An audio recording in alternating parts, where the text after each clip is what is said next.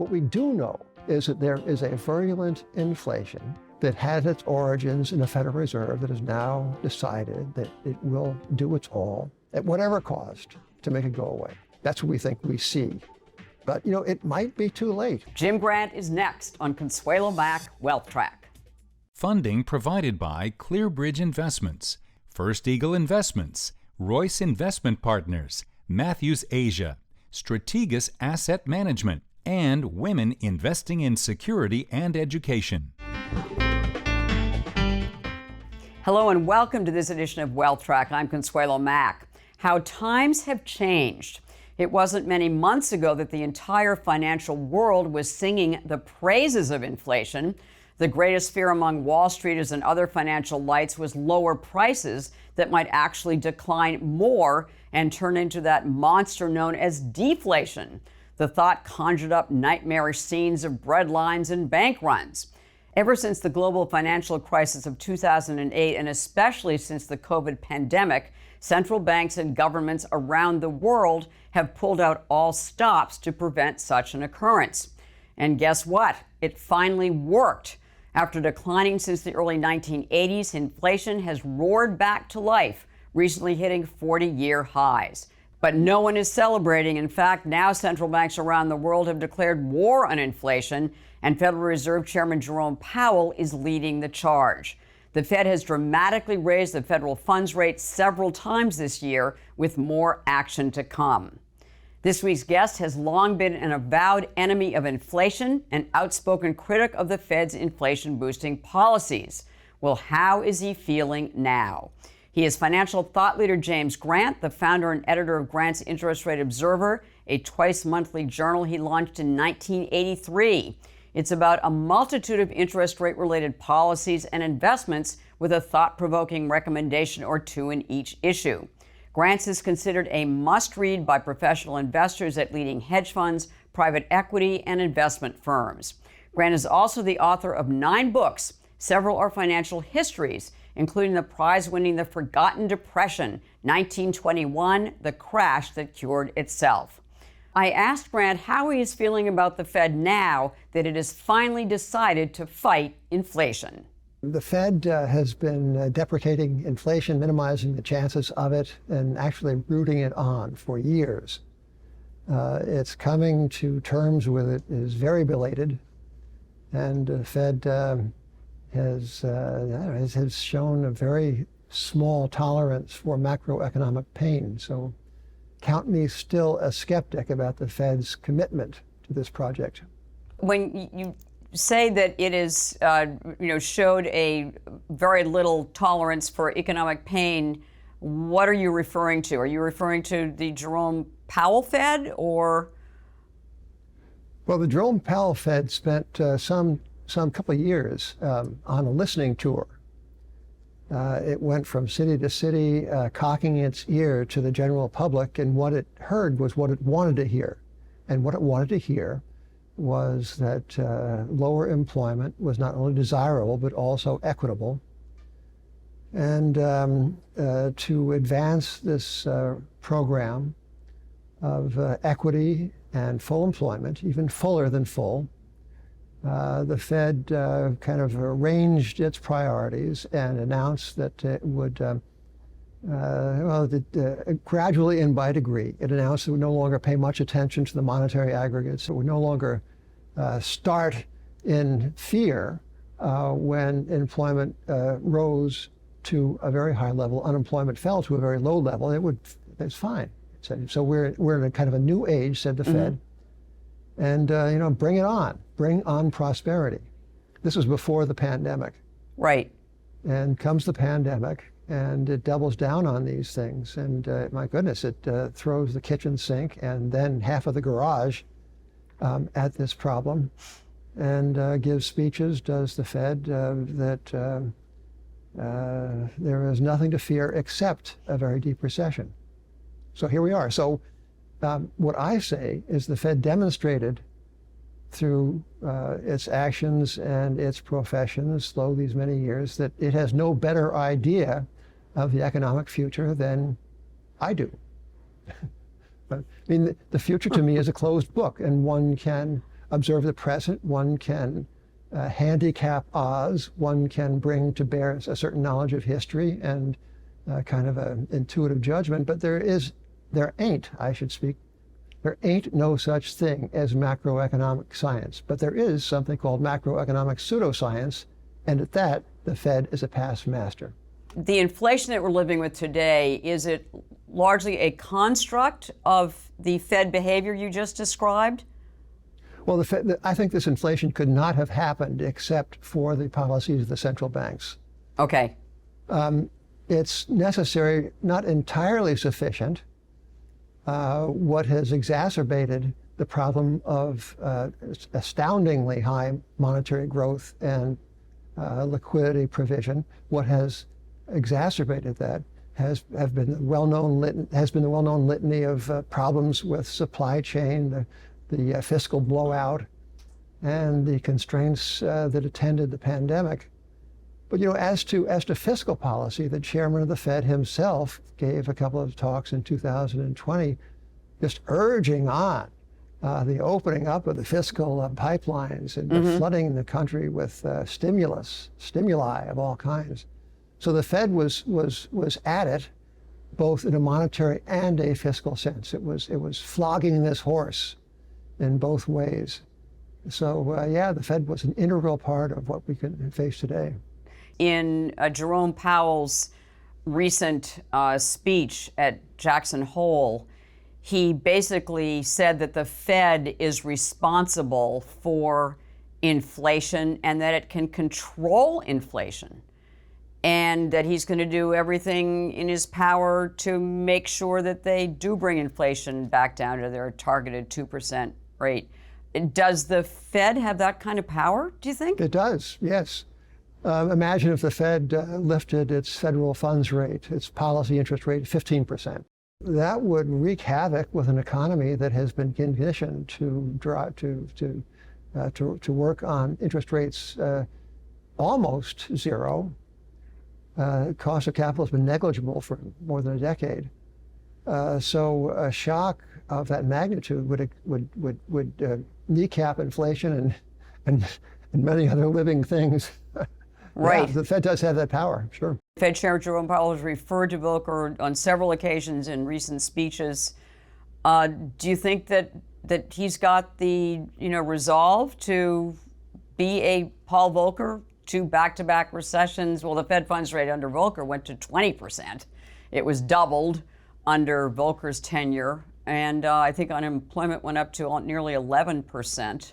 The Taylor rule, which is this old rule of thumb about how you set the federal funds rate at a time of inflation, the Taylor rule prescribed a funds rate of 10% last year. That the Federal Reserve was conducting aggressive open market operations, so-called quantitative easing, to add liquidity as recently as March of this year, when the inflation rate was raging.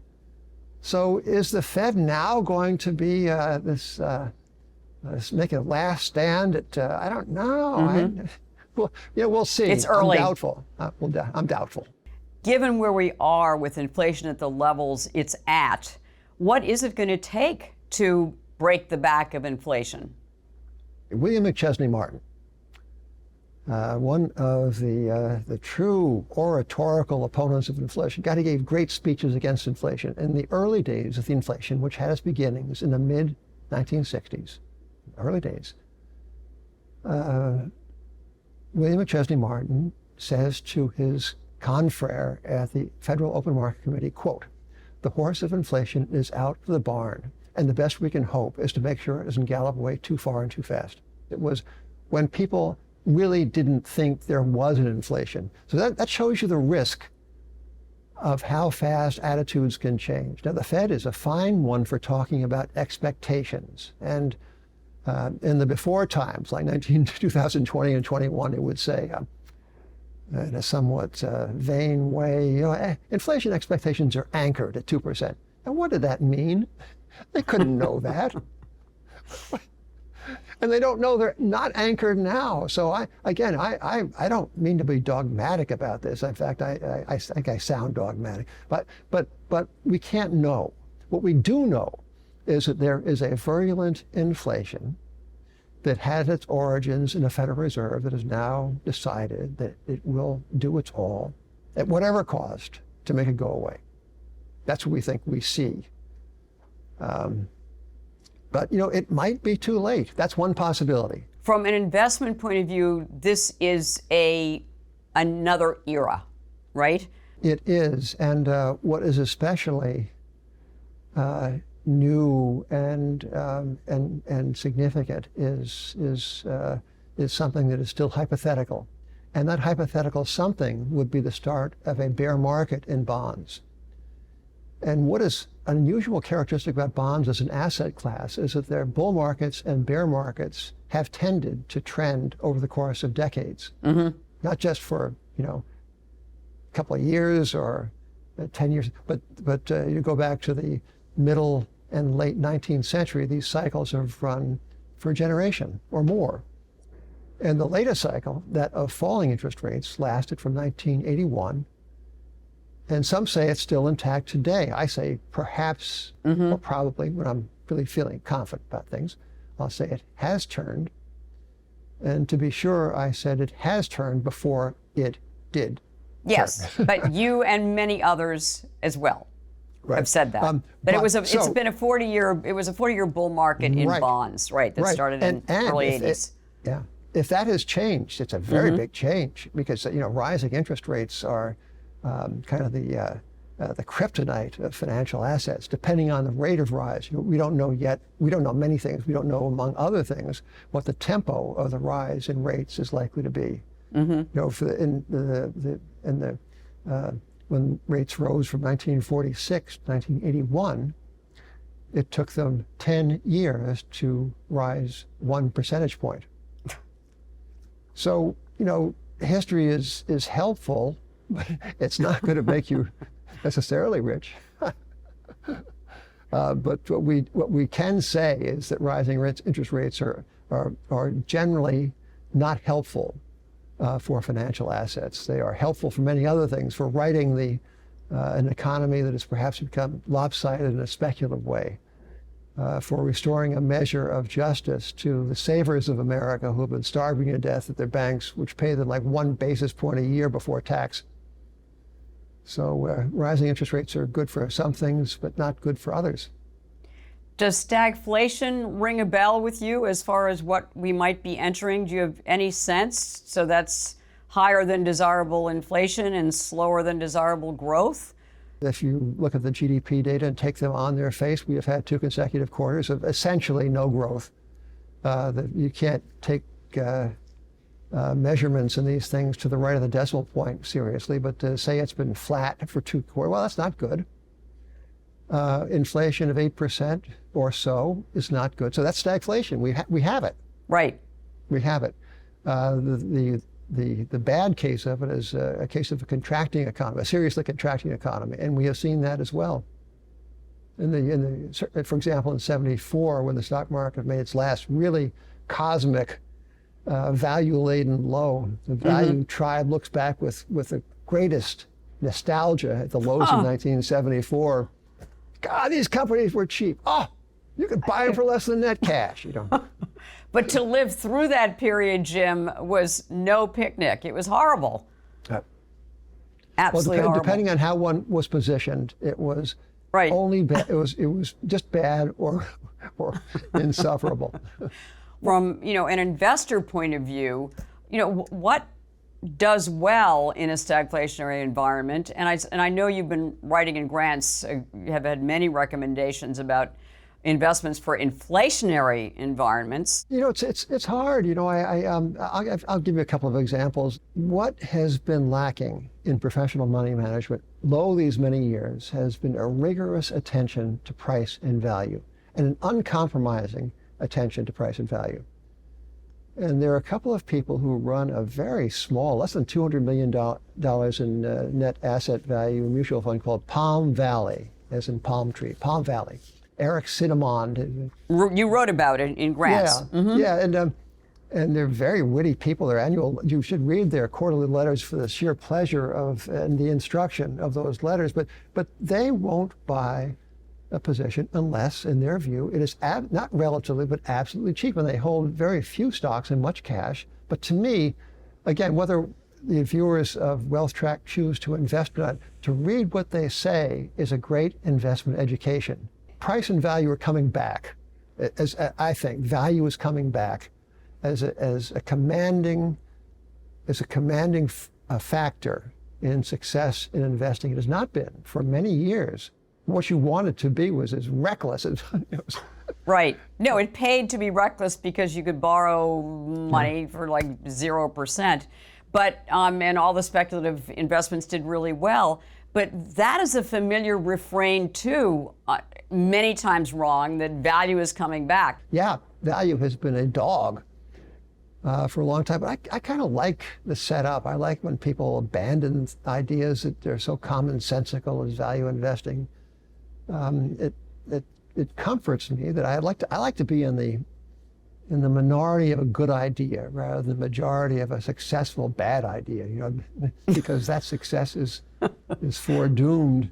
But in an environment like today, why is value going to count? Why is value going to finally kind of have its day? Well, you go back to the precepts of the strategy, and the principal precept is to allow yourself a margin of safety in the face of trouble. And if you pay a price that is not aggressive, if you pay a price that is undemanding with respect to book value and with respect to earning power, there is less to lose and there's more to gain when things turn back up. So I always think when people say, I don't like value, I think, well, you like the opposite of that? You like to overpay? Is that the thing?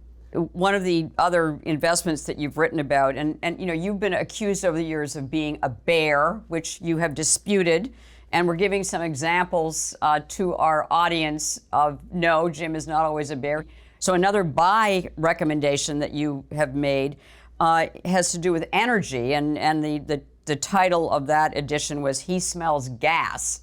A company called Tourmaline. And I think it's TOU is the ticker as it trades in Toronto. This is a Canadian gas company that has vast acreage, has at its head a guy named Michael Rose, who is a very, very successful Canadian gas and energy entrepreneur.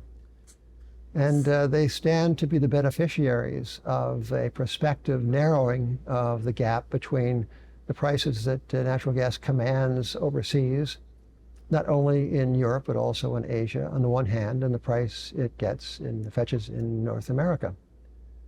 So they have a very good balance sheet. What gets a lot of these commodity producers in trouble is mixing the volatility of the commodity price with a leveraged balance sheet. You don't want to mix debt and commodity exposure. And Michael Rose and his people understand that, and they have kept a very, very strong balance sheet. So I think it's a solid investment in an industry that offers many speculations.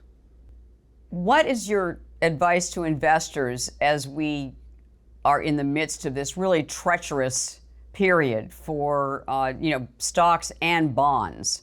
I think it's important to consider the seemingly far-fetched possibility that the world has been stood on its head, and that what was true is no longer so true, and what was helpful is now positively a problem. And this would describe a world in which interest rates rose, price-earnings ratios contracted, profit margins contracted, and bonds, instead of providing protection in a portfolio, contributed to the difficulties of a portfolio in an equity bear market. That's the possibility that is before us. Now, you very kindly mentioned before, Consuelo, that I wasn't not always bearish, but I am temperamentally bearish. I'm a temperamental skeptic. I'm a yes but guy who happens to have lived in a gee whiz world. So I plead guilty to all those intellectual and personal traits. But Nothing says that that the era of falling rates and rising stock prices and expanding multiples and ease of acquisition of millions, this particular era is forever. It would be unusual if it were forever. Mm-hmm. What do you need most? Well, you need flexibility, you need liquidity. Now, it's a kind of a paradox because just in the past 2 years, a dollar bill has lost 13 cents of its purchasing power. July 2020 to July 2020, just 13%. You never get that money back again. No, this is because of inflation. You're talking about inflation, right? So for an American, it is a problem, and you never get that back. The Fed's going to see to it. We don't have deflation, real deflation. Right. So it's a paradox to say that one ought to hold cash, but I think one must. See, what you want, I say, is flexibility in the face of uncertainty and risk and possible adversity, protracted adversity. What you want is the flexibility to avail yourself of the gifts of a bear market, not just the pain. And the gift of a bear market is value. The gift of a bear market is great companies, as they say. I hate that phrase, it's trite for great. There are outstanding companies that are priced for their excellence now, and more so. But what happens in a bear market is that everything goes down, and with cash, which to be sure you're losing some of, scourge of inflation, but with cash you get a chance to be tactical and to keep your courage up, right? You can watch things take shape in a way that'll be advantageous to the person who can avail himself or herself of the gift of value. What's your advice to Jerome Powell? Don't be so sure. And don't be so sure about what in particular? It is not yet recognized the humility that is the essence of its impossible job. It has, in its arrogance, it has embraced the impossibility of becoming a monetary central planner. You can't do that. No one can do that. So, Jim, what should it be doing then? What the Fed ought to be doing, it seems to me, is giving a speech saying that we want the most important price in capitalism to be interest rates. Interest rates to be determined in the marketplace and not imposed from on high. We are out of the business of suppressing the rate of interest. We are out of the business at manipulating asset values, as Ben Bernanke did explicitly in 2009 and 10 and onward. We are the stewards of a dollar that keeps its value, and we want the marketplace to do its thing.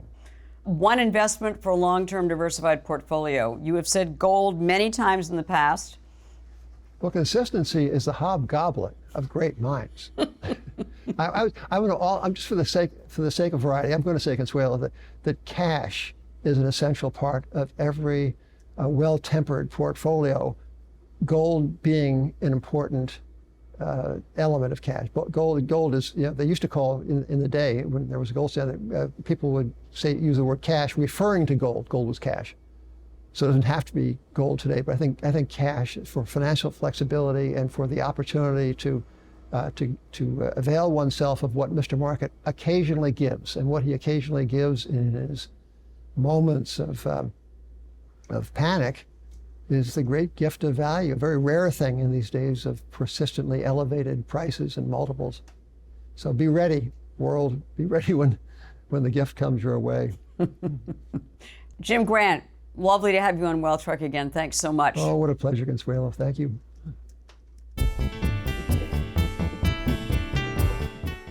At the close of every Wealth Track, we try to give you one suggestion to help you build and protect your wealth over the long term. This week's action point is incorporate some inflation hedging investments into your portfolio. We recently recommended U.S. Treasury I-bonds. They are inflation-protected U.S. savings bonds, which recently offered a lip-smacking 9.62% yield, exempt from state and local taxes. The yield adjusts to inflation every 6 months, and these bonds have quirks, but they are worth looking into at treasurydirect.gov.